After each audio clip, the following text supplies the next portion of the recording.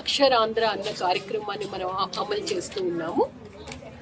ఈ సంవత్సరం మనం 1,686 మందిని మనం అక్షరాస్యులుగా తయారు చేయాలి.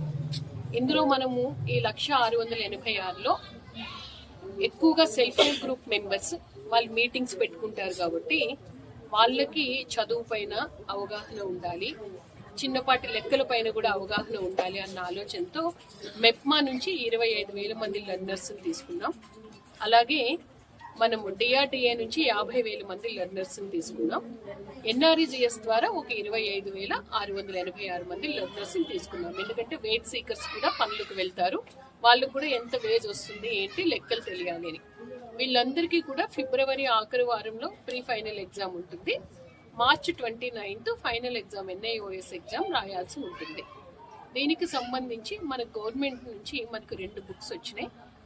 వీళ్ళకి వాలంటీరు చదువు నేర్పించే వాలంటీర్కి టెక్స్ట్ బుక్, చదువు ఎవరు నేర్చుకుంటున్నారో వాళ్ళందరికీ వర్క్ షీట్స్ ఇవ్వడం జరిగింది. అంటే కొంతమంది పూర్తిగా చిన్నపాటి అక్షరాలను గుర్తుపట్టగలరు, కొంతమందికి అక్షరం గుర్తుపట్టడం రాదు, రాయడం కూడా రాదు.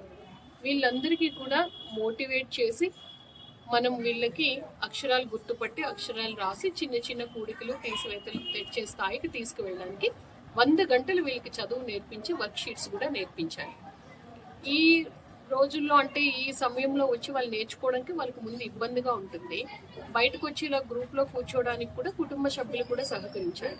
అందుకని చెప్పి ఇప్పుడు మన గవర్నమెంట్ వీడియోస్ కూడా ఇచ్చింది. వీడియోస్ అయితే మనకి వీళ్ళు ఇమీడియట్గా వాళ్ళకి అట్రాక్ట్ అవుతాయి, ఫోన్ ద్వారా చూపిస్తే అని చెప్పి. దీన్ని మనం ఇక్కడ నుంచి కంటిన్యూస్గా మానిటర్ చేయడం జరుగుతుంది.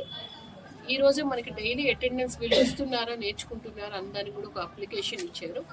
ఇక్కడ నుంచి వాలంటీర్స్ అందరికీ కూడా ప్రాపర్గా మోటివేషన్ చేసి లెర్నర్స్ని కూడా మోటివేషన్ చేసి చక్కగా ఇంకా బ్యాలెన్స్ మనం ఒక 50 రోజులు ఉన్నాయి కాబట్టి 100 గంటలు చెప్పడానికి కూడా మన అవకాశం ఉంది. ఆ 100 గంటల్ని కూడా ప్రాపర్గా యూటిలైజ్ చేసుకుని చదువు నేర్పించే విధంగా ప్రతి ఒక్కరిని ప్రోత్సహించే విధంగా వాలంటీర్స్ కృషి చేయాలని నేను మనస్ఫూర్తిగా కోరుకుంటున్నాను.